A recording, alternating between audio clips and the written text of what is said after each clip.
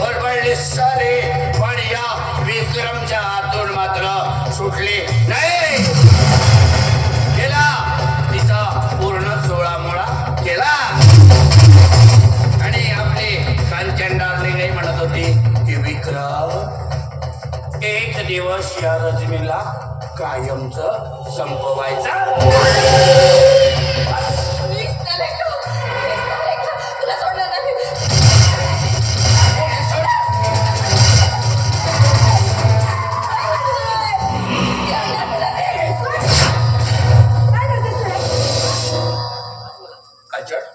कांचन वाचव वाचव, तो मला वाचव. बरं झालं तू अगदी वेळेवर आलीस कांचन. करू नको विक्रम, काय करणार नाही तू. काय झालं ते सांग मला, काय झालं. कांचन, तुला भेटण्यासाठी मी तुझ्या घरी आलो ग. तू घरी नव्हतीस. म्हटलं चला आता कांचन मॅडम घरी नाही तर आपणही वापस जाऊ बाबा. मी वापस निघालो होतो तर रजनी आली आणि म्हणा, अहो विक्रमराव, कांचन मॅडम घरी नाहीत तर काय झालं, मी आहे ना. नाही का, नाही नाही काय बोलतेस तू. अगं मी तुझ्या भावासारखा आहे, तू माझ्या लहान बहिणीसारखी आहेस. नाही हो, तरी हिने माझा हात पकडला आणि चल आज चला.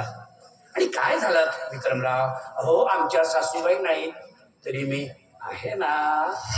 मी चांगली तरुण आहे. आता तसंही आमच्या सासूबाईमध्ये काय राहिलंय, माझी सासू आता बुद्धी घोडी लाल काम झाली. बरं झालं ग, बरं झालं आज तू आलीस म्हणून वाचलो, नाहीतर या जगामध्ये मला तोंड दाखवायची जागा नसती. आपल्यावर बलात्कार करून तिच्यावर खोटे आरोप लावतात आणि तुमच्याने तिच्या मालकपणावर.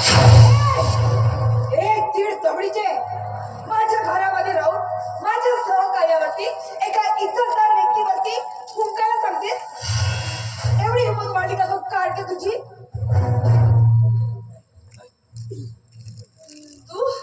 तू सांगशील मला आता, तू एका परपुरुषाशी वास्तीशी साड्या करते. तू सांगशील मला, तुम्हा दोघांनाही चपलांची हारा घालून तुमचं तोंड काळा करून पुऱ्या गावात दिंडी काढायला पाहिजे.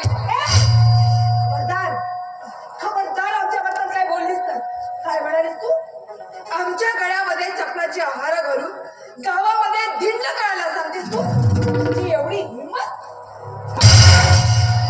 खबरदार माझा हात काढला.